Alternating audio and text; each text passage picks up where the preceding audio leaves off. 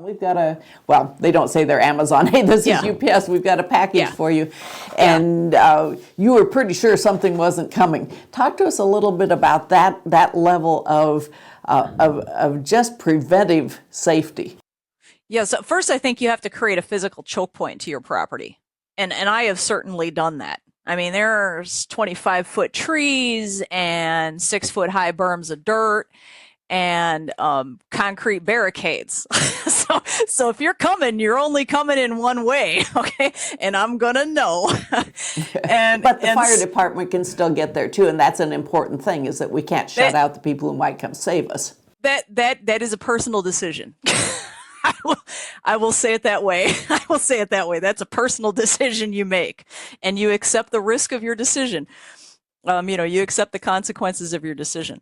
So I think sometimes with the shipping and delivery companies, FedEx, UPS, whatnot, they may be not so willing to deliver to a residential location where they have friction for delivery.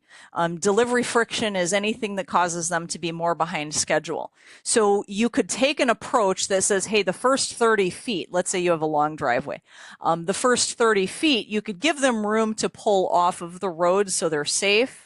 And then you could have a concrete pad out there, and you could put a giant, steel lockbox on it. I mean, you've seen the things, and you could have it be where they can get into it. Maybe you leave it unlocked, and then they put a package in there, and then when they close the door, I don't know, maybe you leave the door ajar, and when the door closes, it auto locks. Okay, you can come up with something as simple as that.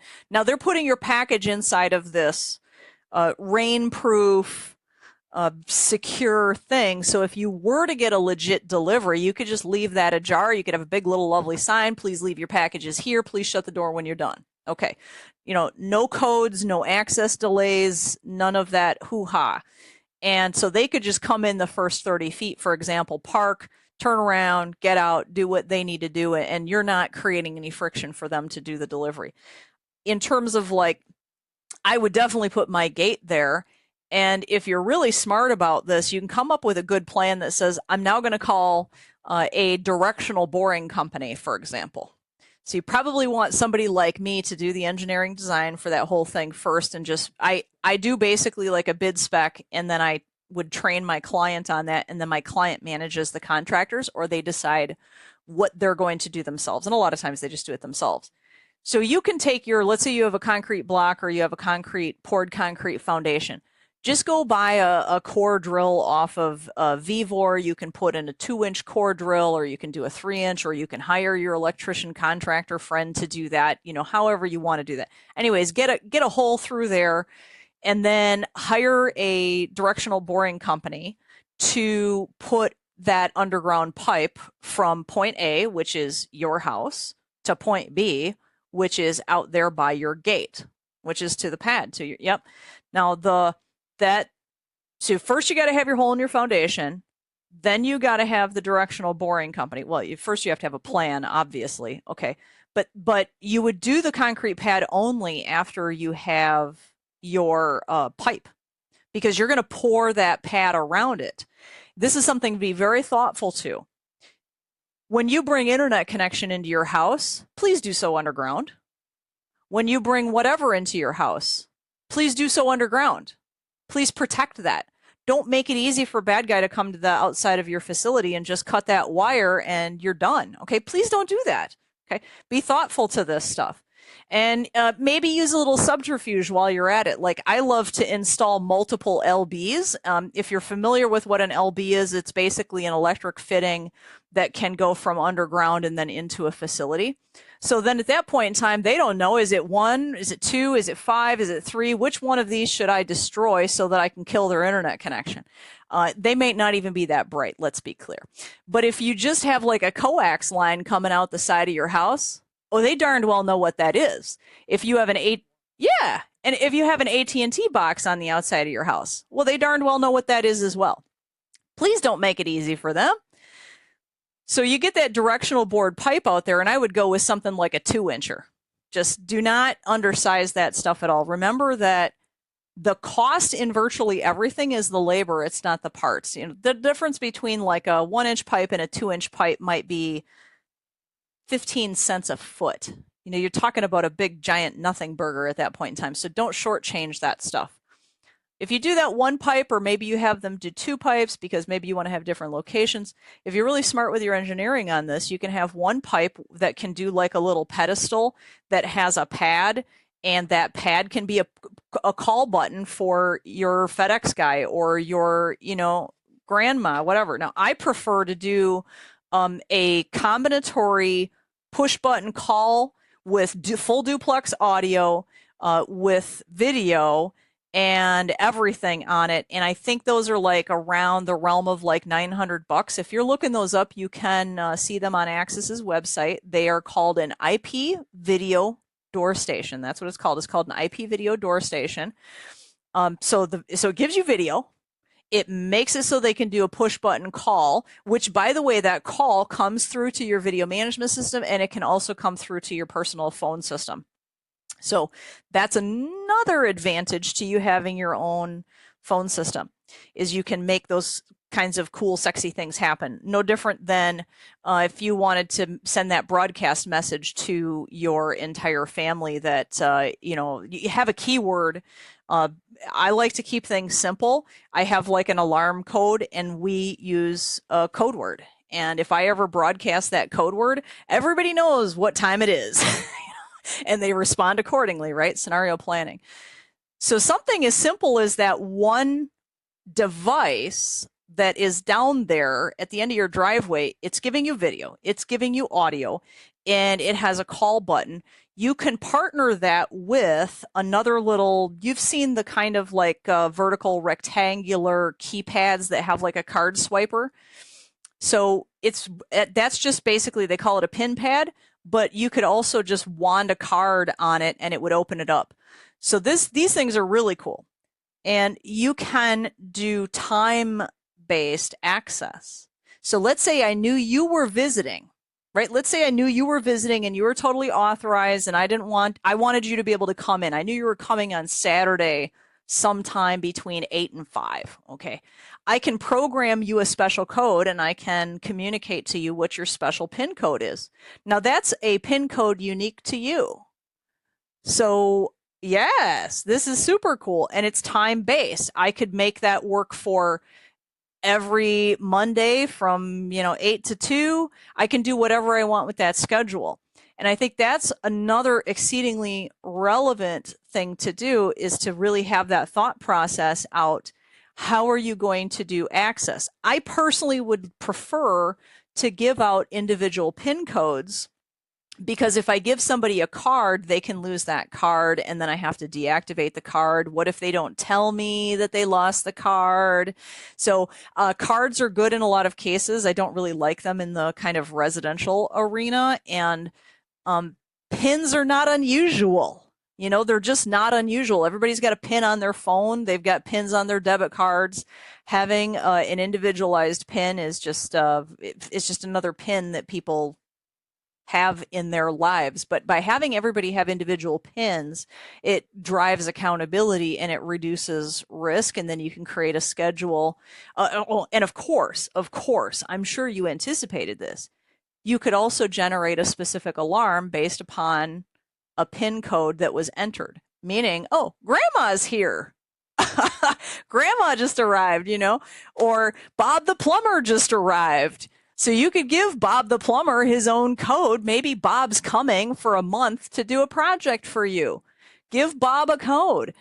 You could have a specific code for your lawn care service that only opens up on Tuesdays or something. You get what I'm saying, right? Like, you put this thing in, and you have all this flexibility. Oh, I should talk about duration of sustainability of these things. I have had cameras that have lasted for 14 years, right? So please do not have conversations with me about, oh my gosh, the camera is so expensive. No. Garbage technology is expensive.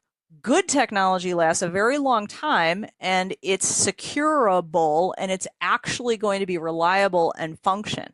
The last thing I want to have is a scenario where I've purchased a Hikvision camera, and just when I needed that camera to work, it barfed, or it malfunctioned, or it was compromised, or in some way it didn't fulfill its mission. Then whatever money I spent on it, plus my labor and supplies and everything else, I was just lighting money on fire at that point in time because the component failed. So I'm not saying ride the equipment until it dies, but I'm also not saying that you should look at something and say, oh, well, that has a 5-year warranty, so I'm going to assume that it's going to die in 5 years. No, I'm saying use it until it dies. That's okay. But you should have at least a capital reserve account where you are planning appropriate life cycle asset management, because this is now a key component of your infrastructure. So it's like when, absolutely. I mean, it's like when you have, let's say you have a dry rod in your safe. Well, hopefully you check that thing every 6 months to make sure it's still working. And when you look at that and go like, oh my goodness, I've had that dry rod in my safe for the last decade. Maybe I should buy a new one because they're only $30, right? So you do want to have some sort of a life cycle asset management thought process to this, but these are not throwaway devices. And when you choose good technology, that technology is not proprietary. This is also another really key important piece to think about. Maybe somebody's like, well, I'm going to go to Walmart and I'm going to buy this system that looks inexpensive. So the first thing I'll say is that it's going to be impossible to secure it because it was programmed by some Chinese communists and it was not designed to be secured. Okay, so that's one problem. But the other problem with it is you're probably not going to be able to read a user manual that works for it. But the life cycle asset management on this stuff is going to be atrocious. And here's the worst part. It won't work with anything else. That's the worst part. Okay. Remember, you want a design that says, I'm going to start with this asset. Maybe it's a camera, and you want that to interface with a speaker that you're going to get later on. You want it to work with a pin pad. You want it to work with a gate controller. Okay. You can control your gate with something that's called a door controller. Axis makes those as well. And you want it to work with your video management system, which is just some software on your PC. You want it to work with your phone system. You want this interoperability. The way that you get all of this functionality is by using technology that functions the way that a network security architect like myself would look at and go, yep, that's the way it's supposed to work. Because it adheres to standards. It adheres to international standards, not something that some manufacturer in China invented out of their backside. Well, and again, we're going to the term that you used very early in our conversation, and that was we're looking for enterprise grade. We're not looking for a one-stop quick drop $999 and plug it in yourself. We may have to invest a little bit. We may have to invest a little bit in our own intellectual development so that we understand some of the terms that you've used, so that we understand some of the things we do. And I might add, this is a good chance to tell viewers and listeners that that you do a very interesting podcast. What is it? Every Monday morning? Correct me if I'm wrong here. What is breakfast? Well, I used to do Breakfast Bites every Saturday, it was just too demanding on my schedule. I started doing that back in 2004, so we've been running 20 years now, which is a big time commitment. And then I was every 2 weeks, and now I do it once a month unless something strikes my fancy. And this does happen sometimes. Like I just recently had queries from insurance attorneys. And so I prefer to address kind of larger scale questions so that they're more available to the general public. And so I tend not to spend my time answering individual questions if it's something that I feel like can help the populace at large. And then I'll just do a podcast on it. So that's once in a while, I might have a real hot month where 4 things irritate me and I have to do a podcast about it. But it's an interesting archive, and curiously in tech things, I found myself going through there, and it's not clickbait, but the titles are good, and I found myself looking at something that was a couple of years old, and I was like, wow, this is really interesting. There's quite a resource there, quite a resource. I just want to mention one more thing on the piping. I think some people might think that they're going to save themselves money by, oh, I can dig this hole, I can trench my own pipe. Yeah, I used to be that person. I used to be that person, and I have since come to the conclusion that actually the best approach is find out who directional boring contractors are and just go have a conversation with, hopefully, preferably the owner, or maybe a crew head, the head of the crew, and say, hey, I think you come around in our area every now and then. I've got this project. It can be done whenever. I'm here pretty much like all the time. If you're a retired person, you can say, I'm here pretty much all the time. If you want to give me a call, like the day before, just let me know you're coming. I can pay you in cash. And, this is kind of what I need. So what you will find, and I've done this repeatedly, so I know this works really well as an approach. If you sound like you know what you're talking about, if you treat them with respect, if you tell them that you will pay them in cash, if you make it easy for them to help you, you will find that especially the contractors who work for the telcos, or the broadband companies. So like out here, we have Spectrum and we have Comcast and AT&T and some other companies. These companies need to hire these directional boring companies to put in underground pipes. These guys are driving around all the time. So now imagine they've already had a truck roll, their crew is already out there, and they're coming back. Let's say it's 2 p.m., they're done with whatever their jobs are, and the guy's thinking to himself, all of my costs for today are covered. I've already got these guys on payroll. Why not just swing by this place here and take care of this project? And I know I can get that done in 2 hours, and they're going to give me cash. Oh, hot doggy. Everybody benefits from that. And they do a phenomenal good job. You will never get as good of an outcome by digging a trench and putting a pipe in it as you will with directional boring. They don't disturb the ground. They can get it far deep down underneath. I've had them go underneath septic lines, and they don't break. If you hire, quality company, which I can tell you that the AT&T, Spectrum, your telco companies, they don't hire clowns, right? So a clown company, they might puncture a hole through your foundation. These guys won't.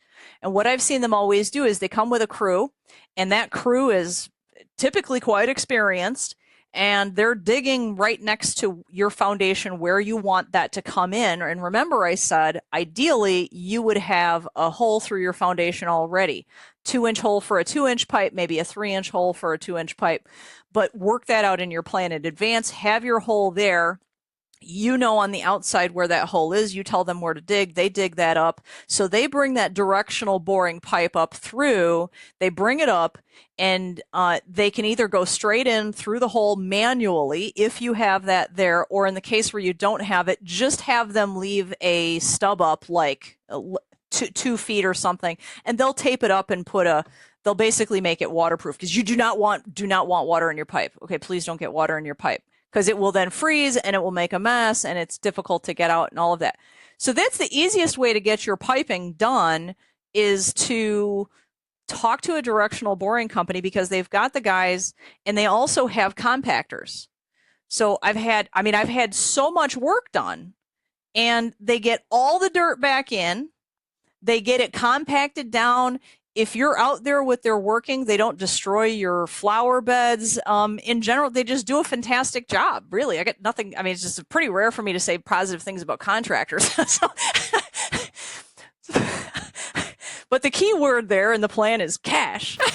Well, and going to a high-end company, and it really goes to something that has just been an overriding theme, and that is, I can do this, but it's also a matter of bringing in the proper resources. And while you might say, I can trench this, I have a shovel, I have a backhoe, whatever, I can trench this, it might be going too far in that direction. There's also a time and place to spend a little cash and get it done right. I should mention also that you would have needed to have advanced called the Diggers hotline to make sure that you know exactly where services are on your property, and you better be able to show those photographs to the directional boring company, because otherwise they may say, liability, we're not going to do anything here. Correct. So they have to trust that you know what you're talking about. And I just called Diggers hotline, and then I literally, all right, here's one of Felicia's hacks. I have a survey map of all of my properties that I paid a professional surveyor to do. And then I have that in PDF, obviously, and I also have big drawings. Well, in the PDF version, I have multiple versions of that. And one of those versions is I have the little lines for here's the natural gas line and here's the electrical lines, and then here's the stuff that I've done. Because to be clear, the Diggers hotline doesn't know anything about the things you've done yourself on the property. So you need this map anyways. Now, if you have that kind of professionalism and that kind of organization and discipline, that really goes a long way towards conveying competency and risk management to your directional boring contractor. Mm-hmm. Right. Yeah, you're establishing your bona fides, as it were. You're giving right. them confidence in you. But confidence really seems to be one of the key words we keep coming back here. And I know that we mere mortals frustrate you because so many times we do say, wow, right now I'm really blessed because I have an IT director at the business that helps me personally sometimes, and yet not everybody has that, especially once we get into our retirement years. And then unfortunately, one thing as we get older is we start to kind of feel like the world's gone beyond us, and it does. It gets really easy to get defeatist. It gets really easy to say, I can't. But one of the things you communicated to me that I'd really like to be the ringing closeout to this whole conversation is, it's not necessarily having to do the whole thing in one day. You used the word tenacity, but I came back and I used a word guidance and leadership. And there's almost that marriage between turning to someone like you and saying, well, let's spec out an affordable project, and then you help me develop my plan beyond that. Would you care to say a few words in that regard?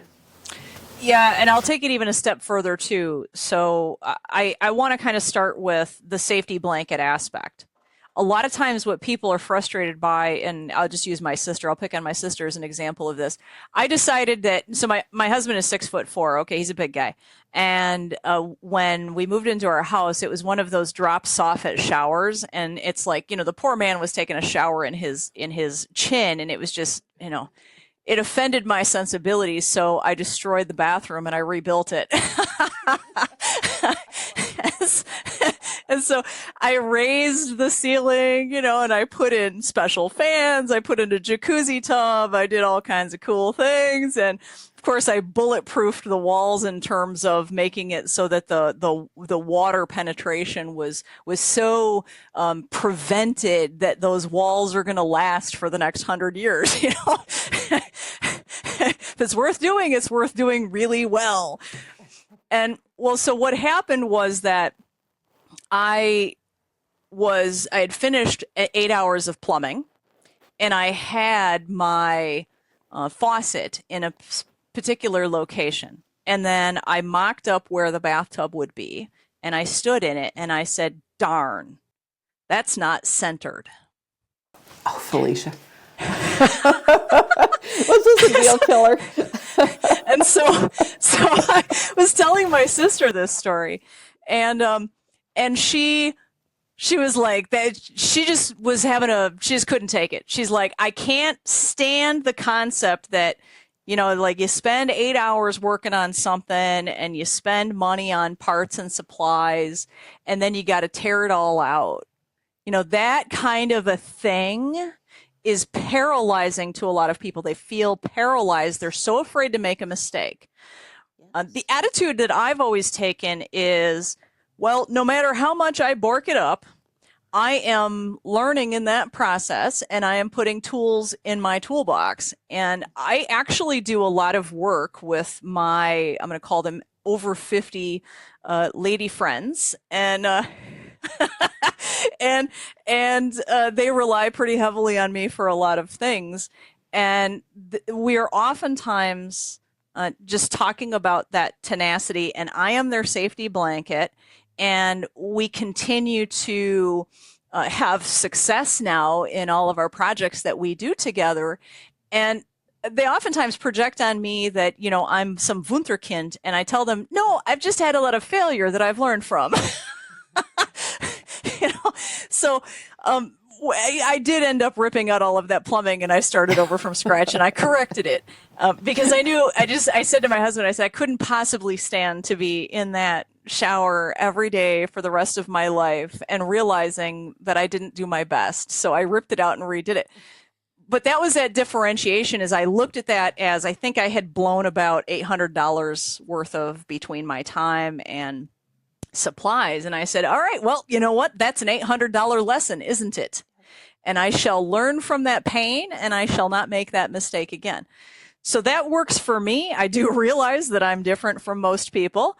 And so for a lot of our clients, I function as that safety blanket. And we'll do sit down, have a conversation about what their objectives are, and I help them put together a plan and then say, okay, what part of the plan do you want to do? Do you want to try drafting this? Okay, let me review your draft. Let's make sure everything is hunky-dory fine. I will train them on how to interface with contractors and how to ensure that the communications with their contractors are quality enough to hold the contractor accountable to the outcome. A lot of times I'm seeing scenarios where the contractor is not bad. It's that the contractor is used to contractor language. They're used to something very much more specific. And also sometimes people are not the greatest communicators, or maybe they're not the best listeners. So if we do things in writing, and we have a structured plan and you communicate out to your contractor, hey, here's my structured plan. This is the outcome, this is the deliverable, and then everybody's all clear on what those things are, it becomes very easy for you to be put in a position to be facilitated to hold your contractor accountable. And then if there's any sort of a question in the middle of the project, well, what were we supposed to do here? What about this? What about that? Then I do give my clients the opportunity to call me up and say, hey, if it, like, let's say, for example, they said, yeah, Bob the plumber is coming and he's going to do X, Y, Z, and he's going to be here at 2:00 tomorrow. Do you have time to maybe jump on a phone call with us? I will try to make that happen. And so it's those sorts of things, because maybe a 5-minute conversation can be the difference between success or failure. Last thing that you want is you don't want to be making a bad decision trying to advise the contractor when the contractor may not really be the greatest communicator in terms of telling you what your options are and what the implications are. A plumber is not necessarily an electrician. They're not a concrete contractor. They're not a carpenter. The garage door guy is not a plumber. The garage door guy is not a carpenter necessarily. They're not an electrician, right? A lot of times contractors are specialists. I'm somebody who's been working on stuff since I was 10 years old, and I have a property management company, and a lot of the stuff that gets done, I do it myself, or I'm the lead for the crew of guys that is doing the work, and I'm there at the job site with them. So I'm a little bit different from that because I can understand and see how all of these parts and pieces go together. So that type of scenario thinking, planning, I can be that safety blanket for the people who don't want to have the $800 painful lesson, where they're experimenting on their own. Well, The people who haven't had the $800 lesson, I frequently say, if you haven't had any failures, you weren't doing anything. Why am I paying you not to do anything, Mr. Employee? You know, and so frankly, I'm never worried if somebody has a small failure, because then, like you said, we go back and we look for the lesson. Well, there's another digital aspect to this too that I want to just talk about. Well, security access control, look at that safety blanket aspect in terms of these folks that are oftentimes finding themselves over 50, which shall soon be me. Not yet, but soon. and they struggle with things like, I got an email from the Social Security Administration that says I now have to use ID.me. Or they'll get, and then, gee, what do they do with that? Or they'll get these invoices from scam artists. So a lot of our clients, at least on the technology consulting side, where we do everything for them, because like I said, we've had clients for 30 years, so we have become kind of a sole source for some of those clients who, and I can make it as simple for them as saying, if the invoice didn't come from us, it can go in the trash can. Because because that's part of that safety blanket piece. When one of the most frustrating things that I encountered with a client was that they had lost their password to their Apple account. And the people at Apple don't know who they are. This person had no idea what the credit card number was that they had used to purchase the thing originally with, which was one of the questions that Apple had asked. They didn't have the cell phone number anymore. I mean, I could go on. I'm basically telling you, we spent 4 hours on the phone with Apple, and Apple could never effectively authenticate them. So imagine the implications of you have no one to call who knows you, and now you have a problem.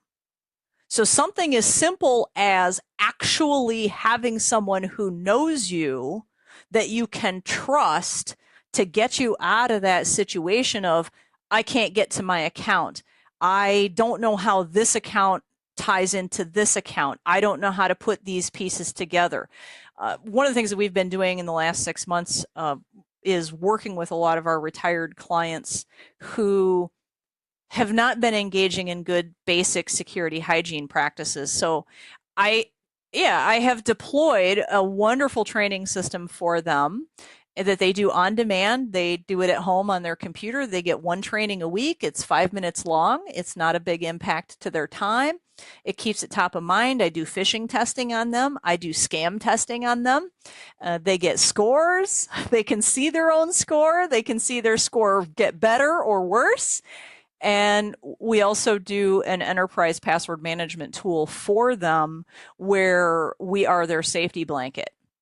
And part of that is I don't use, I'm very security focused. Like, I've been in the IT security industry since like 1993. And so the focus is role-based access control and ensuring that only the authorized people can do what they need to do. So even when a client does business with us, it's not 100% of my employees that even have access to something. It's typically going to be limited to like 3 people. So this is part of that counterparty risk management that I think everybody has to find out. And I like to use the scenario, who exactly are you going to give the keys to your house, even on a temporary basis? Think that through and think about those sorts of problems. So when you go to the internet and you're looking for a password manager and you find LastPass, you might think it's inexpensive, but if you talk to me, I'd tell you that that company's been compromised 4 times. And it doesn't matter the price tag on the tool, because the tool is not to be trusted.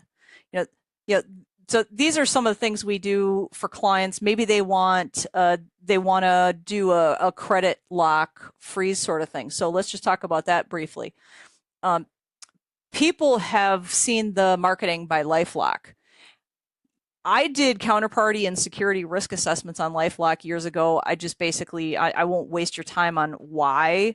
I will never use them. I would never recommend them, and I don't think they're effective, and I don't think it's a good use of your money. On the other hand, there is a service called Delete Me, and I think they've kind of rebranded, but It used to be the company Abine had this Delete Me product. They've been around for at least a decade, and the product is still called Delete Me, and it actually works.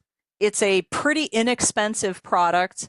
It's an annual service. They have a family plan, and they've got a really good way to interface with them so that they can achieve that balance between like your private information security and yet them having only the amount of information that they need so that they can act on your behalf. And what they basically do is they scan and troll the internet for anywhere and everywhere where your public information, where your information is publicly available, where it can be expunged.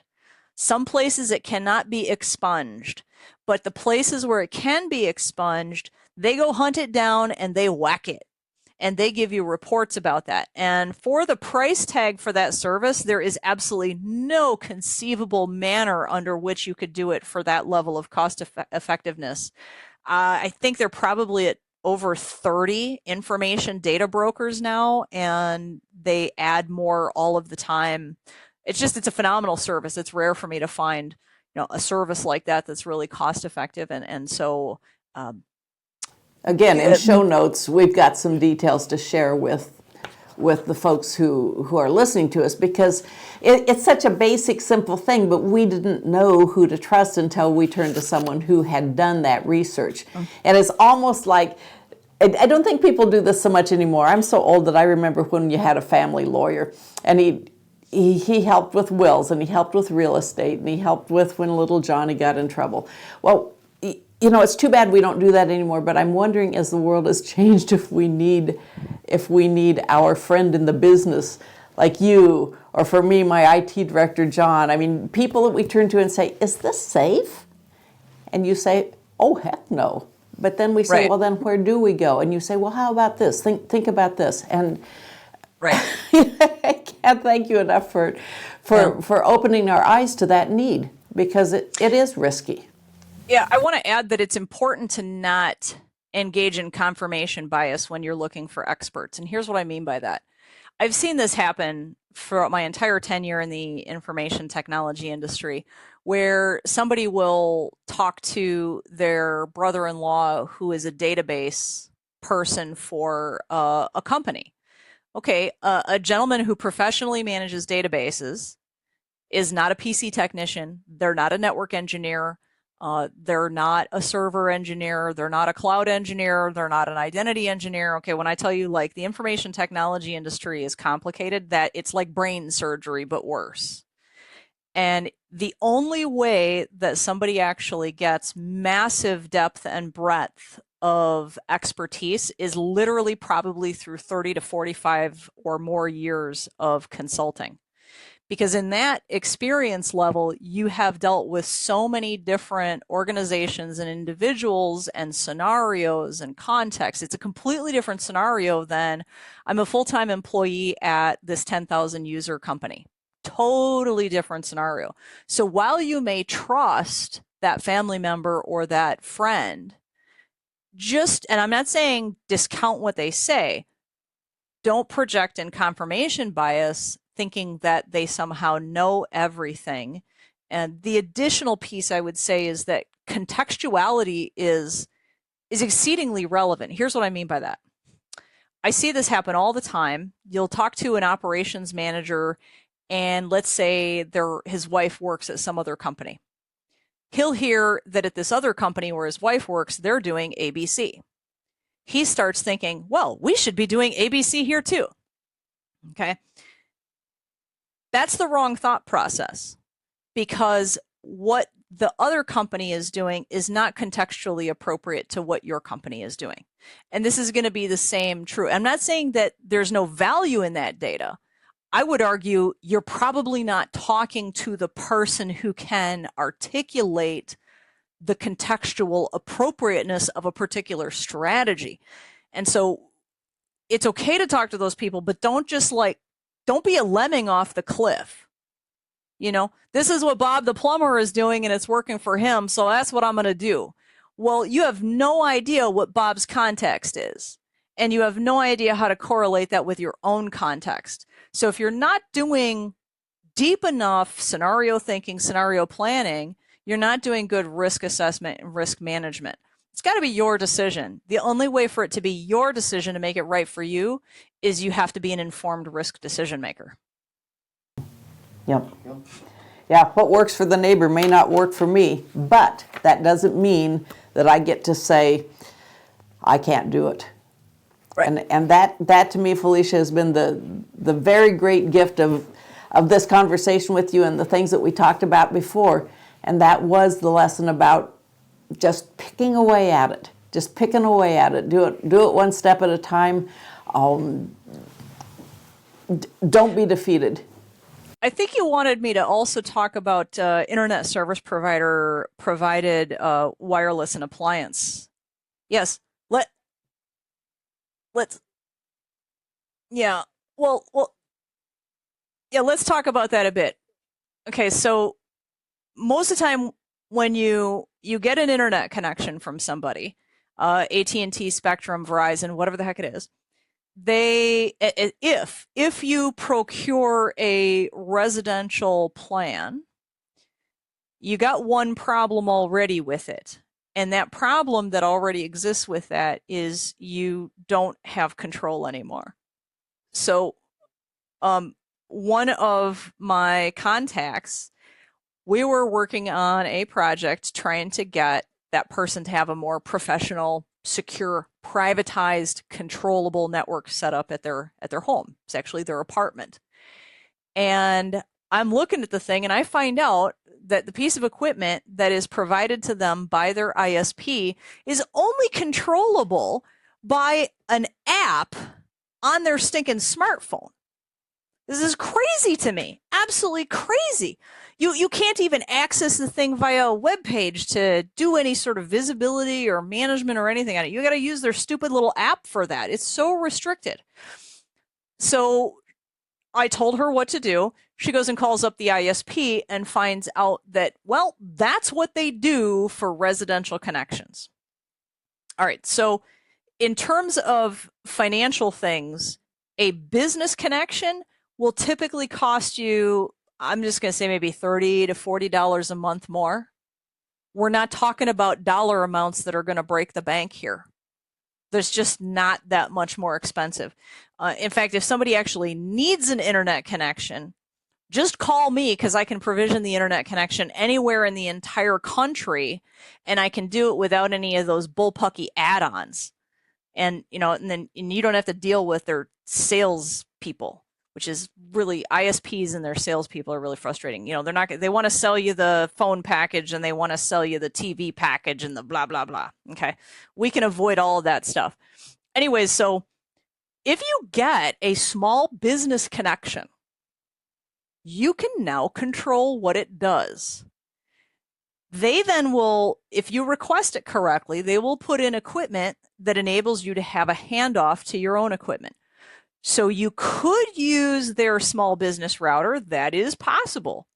And then you could actually control it as well, too, because it's not a residential connection. So just by having a business connection, you're enabling yourself and empowering yourself to have more control over security. Very important. If you wanted to take it a step further and say, boy, I really want to lock it down. I really want to have full visibility and know for darn sure what the configuration is and make darn sure that no traffic is happening that I didn't want it to happen. So traffic is the same as the front door on your house and people going in and out. Okay. It's the same thing. It's just network packets. So then at that point in time, you could have your own network layer security appliance, and then the floodgates are opened with your possibilities on what you can do and how you can do it. And it is totally possible to have something like that where you're like, whoa, I'm never going to learn that. And I could argue that's probably true. So there are solutions where you can have companies like mine will manage that for you. And that's okay. But you could still also be enabled to have full visibility to that and get things like weekly reports so that you know what's going on, right? So obviously find counterparties you can trust, but beyond that, visibility is a lovely thing to have as well. It's, they would trust but verify, right? But at a minimum, you've got to have that business connection, I think, because I see too much of the time in the news where some ISP managed, ISP controlled equipment is compromised. And there was one recently where there was a DNS poisoning attack that was against all the customers of a particular ISP. What is DNS? It's the Internet Phone Book. That's all it is. It's the Internet Phone Book.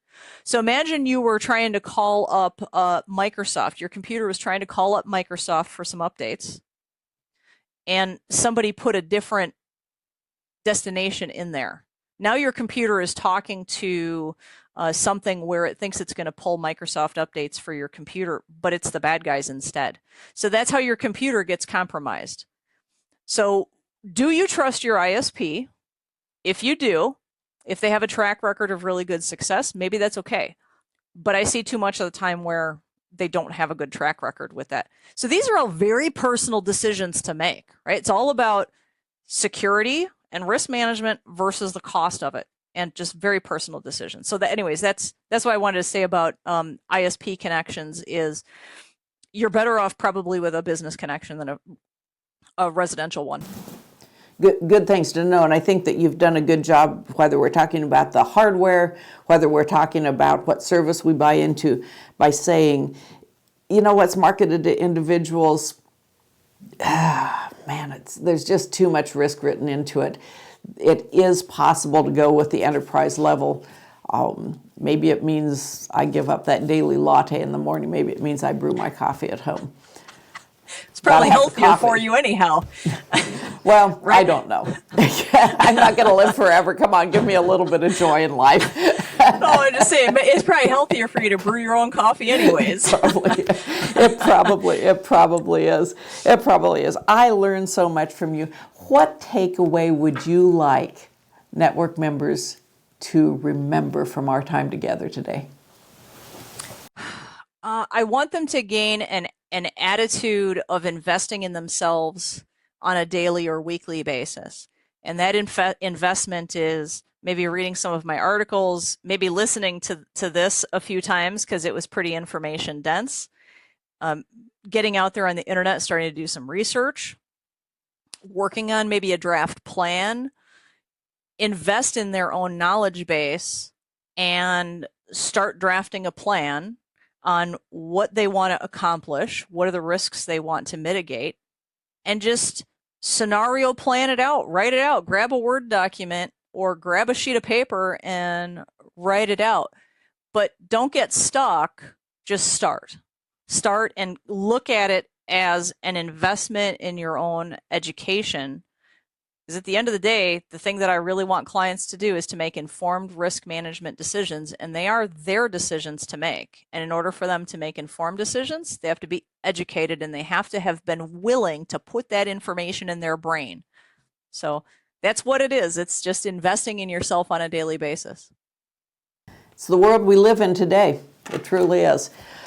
My goodness, like you said, this has been packed with information. We'll have lots of links to share. I can't thank you enough for how generous you are with the things you know that we never thought were inside of our grasp, inside of our reach. Thank you, Felicia. Thank you.